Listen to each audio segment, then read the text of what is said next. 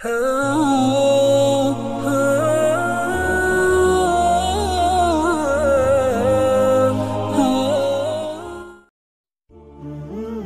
Rahim Green memiliki perawakan kurus, berambut pirang, bermata hijau, dan berusia parubaya.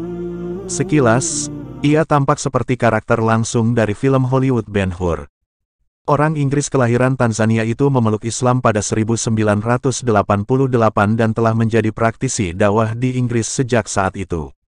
Dia memiliki tampilan yang langsung membangkitkan perbandingan dengan penggambaran populer Nabi Yesus dalam citra Eropa. Pertemuan Green dengan Islam terjadi di Mesir, di mana dia menghabiskan sebagian besar liburannya. Dia sempat memberi kuliah di Bangalore pada awal Oktober tentang wahyu terakhir Tuhan. Ia pun membagikan kisahnya hingga memeluk Islam dan pengalamannya selama ini. Green lahir dari orang tua Inggris di Darussalam, Tanzania pada 1964. Ayahnya, Gavin Green, adalah seorang administrator kolonial di kerajaan Inggris yang masih ada. Ia kemudian bergabung dengan Barclays Bank pada 1976 dan dikirim ke Mesir untuk mendirikan Bank Barclays Mesir. Green mengenyam pendidikan di sekolah biara Katolik Roma yang terkenal, Ampleforth College, dan melanjutkan studi sejarah di Universitas London. Namun, ia meninggalkan pendidikannya sebelum selesai. Saat ini, ia bekerja dengan sebuah perusahaan media Islam di Inggris dan terlibat dalam kegiatan dakwah. Termasuk di antaranya adalah melakukan ceramah tentang Islam di Hyde Park yang terkenal di London. 1. Apa yang membuatmu tidak melanjutkan pendidikan? Saya benar-benar kecewa dengan sistem pendidikan Inggris.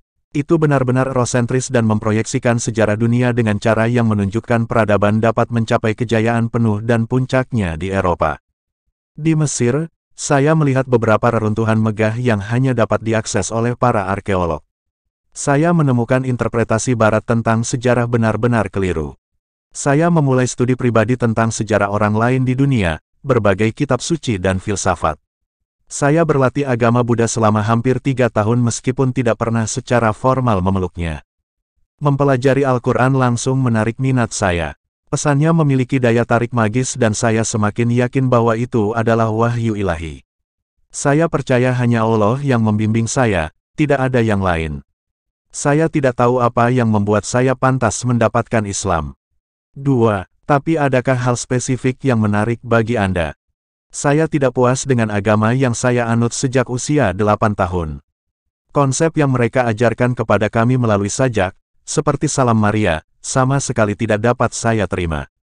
Di satu sisi, orang-orang di agama saya terdahulu menggambarkan Tuhan itu kekal dan tak terbatas, namun mereka tidak merasa menyesal menganggap kelahiran Tuhan dari rahim Maria. Ini membuat saya berpikir Maria pasti lebih besar dari Tuhan.